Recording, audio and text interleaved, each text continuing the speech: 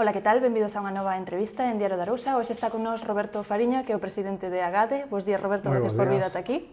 Moi bons días. Bueno, quería comezar falando un poquinho de Agade, dos seus inicios, porque comezou no 1979, se non teño mal entendido, e quería preguntarlle, pois, como cambiou o sector dende aquela?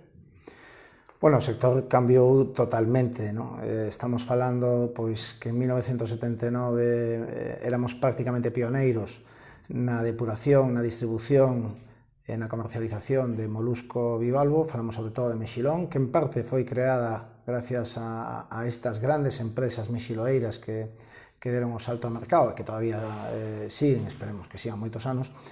E falamos, pois, de unhas circunstancias totalmente distintas ás actuais, non? En aqueles momentos España era un enorme consumidor de bivalvo, o número 1 de Europa.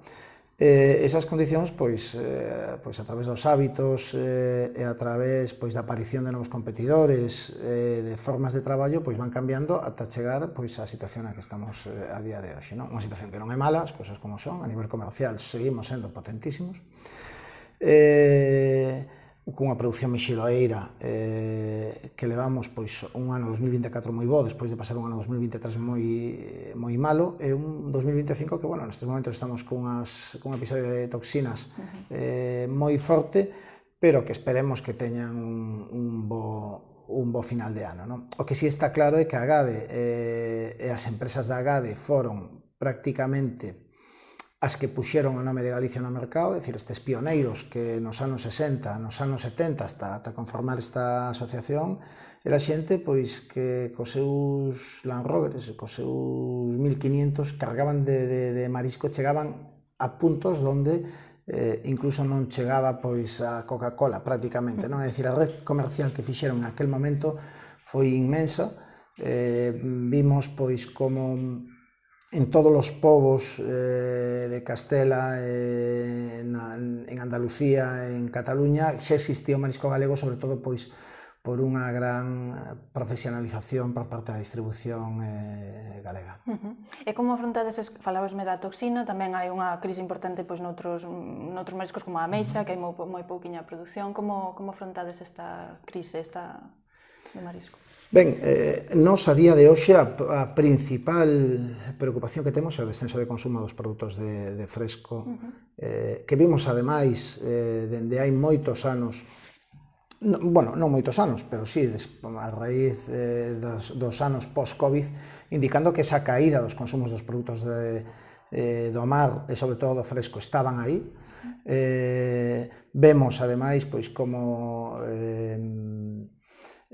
cada vez eses hábitos, esas novas modelos de distribución, como é a quinta gama para os que non saiban, son eses produtos que veñen xa prácticamente feitos e que chegan ao canal Horeca, a hostelería, a restauración, ao catering, e ali, pois, con un toque de mínimo de calor chega aos platos, é dicir, son uns platos cunha visibilidade maravillosa, cunha presencia moi boa, pero que realmente non teñen a aposta polo produto galego, non? E a nova restauración está chegando a eses niveis. Como decía antes, o principal problema que temos é eso, respecto pois a caída de produción, a caída de produción que estamos vendo, que estamos dunha maneira pois relativamente sorprendente. Estamos capeando, ben, pois uns mediante a transformación, pois outros ben pois mediante acordos cos parques de carril, e outros, pois, por suposto, pola globalización e polos mercados exteriores que están aí, que están chegando ao mercado nacional e que nós tamén temos que aproveitar esas canles, non? Estamos vivindo prácticamente o mismo que viveu a Conserva hai 35 anos, cando prácticamente se abastecía de produto de Galicia e pasou de ser totalmente dependiente a ser independiente. En esa circunstancia será o noso camiño por unha razón, porque tanto o canal Horeca como a gran distribución xa non lo deixan ben claro. Se Galicia non produce bivalvos, nós non vamos a deixar de distribuir bivalvos cando o mercado nacional non lo demanda, non? É dicir, decíanos outro día pois un caso en concreto que decían que, oye, los españoles non van a dejar de comer marisco porque non lo tengáis en Galicia. Por que crees que se produce este descenso do consumo de marisco fresco? A que crees que se debe? Bueno, o descenso do produto fresco é unha razón que vemos. Vivimos nun mercado de distribución de oligopolio, é dicir, a día de hoxe prácticamente comemos o que nos ofrecen 5 grandes áreas de distribución, as cousas son tal cual, vemos como as pescaderías cada día pechan e non abren, vemos ese cambio de hábito hacia os xóvenes que non cociñan, e vemos tamén, por suposto, esa quinta gama nos canales Horecas, é dicir, antes ibas a un restaurante con unha cociña tradicional, cun cociñeiro, e a día de hoxe non hai cociñeiros nos restaurantes, sino que chega o produto dunha bandexa, métese nun forno, e ofrecen nun plato cunha visibilidade estupenda, e cun sabor prácticamente igual todos os días, é dicir, a diferencia da tal. Eses produtos non están apostando por Galicia, sino que están apostando por produtos do mercado asiático, por produtos do mercado americano e demais, e nós temos ben claro desde o sector que defendemos que os produtos de quinta gama deben ter mercados como produtos de quinta gama. Tamén che quería preguntar por que abandonou Agade a Pedra, porque a plataforma en defensa de Ría de Arousa. Bueno, nós temos ben claro que a calidade de auga de Galicia é a mellor de Europa. Independientemente das circunstancias que poidan haber, que todo é mellorable. Eso témolo moi claro. Certo é que nós tuvemos moitísimos problemas na gran distribución, pero problemas moi serios, moi gordos por noticias que salían desde Galicia indicando, falando de metales pesados, falando de contaminación, falando de hidrocarburos, falando de... Cando é totalmente falso. A calidade da auga, como decía un momentiño, é mellorable, pero nós non podemos permitir que unha gran distribución nos diga non queremos el mejillón desta zona ou non queremos el produto destos polígonos porque están contaminados, cando non é verdad. É dicir, o que hai que dar un mensaxe real da situación que temos, e o que está pasando en Galicia solamente, o que vemos en Galicia está pasando aquí solamente, é dicir, vemos como Francia ten 12 centrales nucleares na costa, é dicir, e os produtores franceses, nin as asociacións, nin as organizacións están falando de inseguridade alimentaria. Vemos o mesmo caso nas costas inglesas, nin falar temos do produto de Holanda e de Bélgica.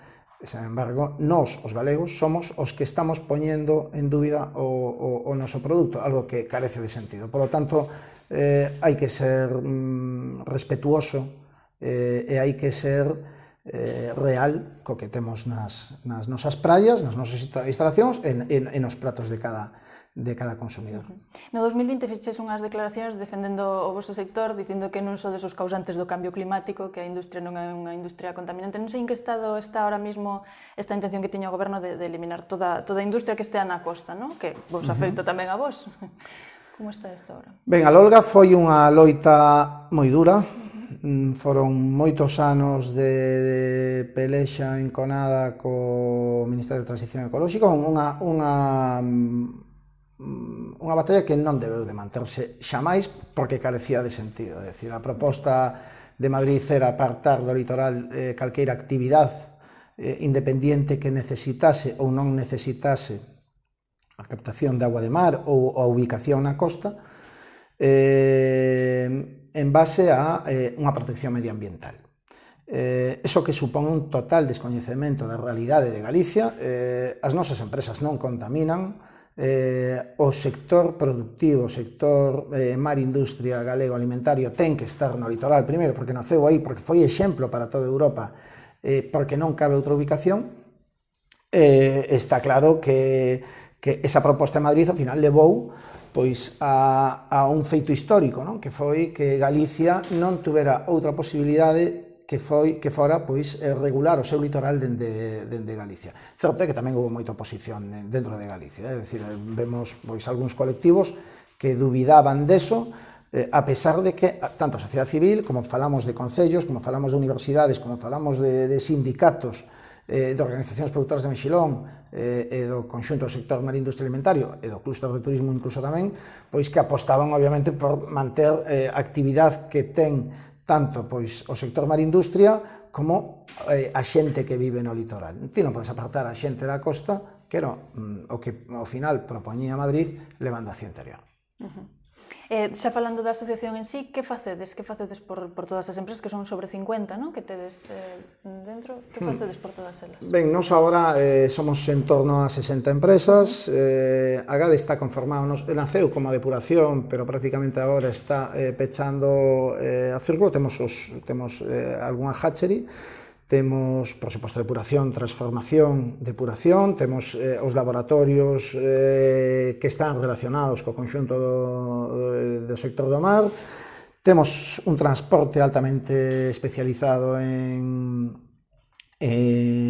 neste tipo de produtos, e o que se fai prácticamente é defender os intereses e a posición das empresas galegas frente á cantidad de problemáticas que temos, non soamente en España, cas autoridades, sobre todo ministeriais, senón con autoridades de outros países, e, por suposto, pois, buscar solucións a longo plazo, porque son empresas que teñen que manterse aquí durante moitos máis anos. E vache preguntar polo reto principal, non sei se sería o que me acabas de comentar do descenso do consumo, non?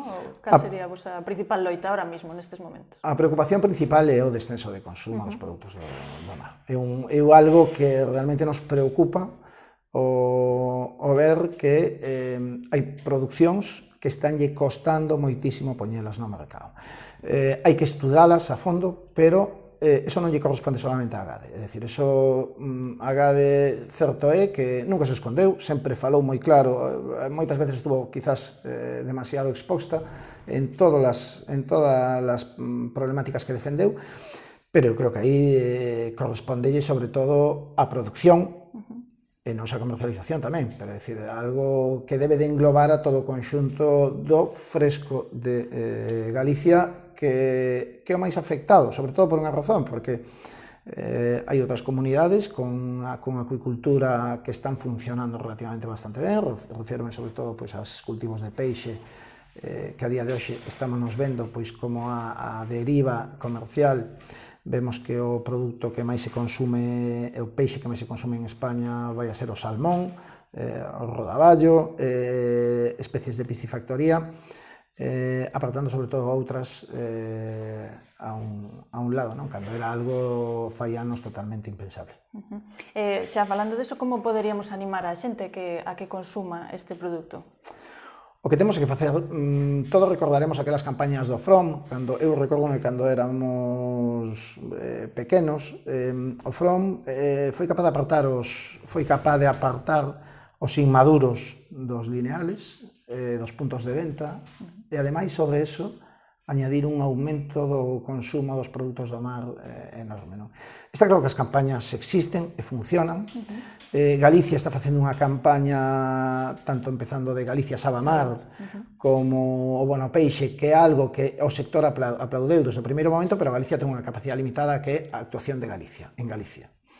Estáse notando, ademais, é dicir, estáse notando certo relanzamento, que si lle corresponde ao Goberno de Madrid, ao Ministerio de Consumo ou ben ao Ministerio de Pesca, facer unha campaña potente e facerle chegar a todos os consumidores, primeiro, que é unha proteína totalmente sana, que é un produto moi fácil de preparar e, ademais, donde todo o litoral é tremendamente dependente destas produccións.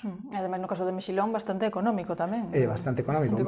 O mexilón é a proteína máis barata do mundo, é o produto máis sano que hai, un produto que, ademais, únicamente está filtrando auga de mar, queda ben claro, nun estado óptimo, e, por suposto, pois, volver a que esas mesas leven outra vez os produtos do mar, que, ademais, está claro, que alongan a vida, que alegran a vida, que nos fai, pois máis feliz. Pero isto non digo eu, isto dino os científicos, sobre todo polas proteínas que ten este produto. E volvendo á asociación, cal sería o maior logro que conseguistes nestes anos, dende o ano 79? Bueno, os logros, eu creo que hai que medilos no día a día, non? Son asociacións que pelexaron por moitísimos temas, tuveron moitísimos frentes abertos, O que está claro é que a xente que estuvo ao frente dende o primeiro ano hasta de agora, toda esta directiva supón un esforzo continuo de horas, de kilómetros, de viaxes, como se decía antes, non solamente nacionais, sino que temos que viaxar pois, moitas veces aos países veciños, falamos de Portugal, falamos de ter que viaxar pois, a Bruselas e despois dotarse dun equipo técnico excelente como o que temos. Non? É dicir, creo que a día de hoxe consigue un recoñecemento prácticamente nacional, somos unha asociación con representación nacional, chamados os foros máis importantes. Esperemos que os próximos anos continúen desta mesma maneira. Ahora que me falabas de viaxar a Bruxelas, é complicado facer que entendan en Europa o que é o mar de Galicia, o que é o noso sector do mar aquí? Como funcionamos? É moi complexo, tremendamente complexo, sobre todo cando existe unha idea en Europa basada nun falso medioambientalismo, poñendo sobre todo a pesca, incluso o marisqueo, incluso falamos, vemos o caso de arrastre, da pesca de arrastre, falando que son actividades non beneficiosas para cando eso supón un total descoñecemento. De aí a importancia de ter un peso potente en Europa. E temos que ter en conta unha cousa, en Europa é onde se legisla, é onde as normas de Europa chegan inmediatamente aquí, e por iso é fundamental que Galicia teña un lobby pesqueiro moi potente en Europa, onde examine prácticamente todos esos regulamentos, todas as sentencias do Tribunal Superior de Justicia Europeo e todas as normativas que salen día a día, que moitas veces non lle damos importancia, pero si nos acaban afectando, e incluso que é peor é que existen casos que ao mellor igual en período de alegacións pois nin se poidan tomar, non? Polo tanto, facer un chamamento ao conxunto do sector, non dende a GADE, sino dende o conxunto do sector mar, industria alimentario galego, de facer un equipo moi forte e potente en Europa para ver que o que se coce, porque realmente as leis cócense a 2.500 km de aquí. Perfecto, pois con iso quedamos, Roberto. Moitísimas gracias por vir hoxe ata aquí. Moitísimas gracias a vos, como sempre. Gracias. E gracias a vostedes tamén por estar aí. Vemos na próxima entrevista. Moitas gracias.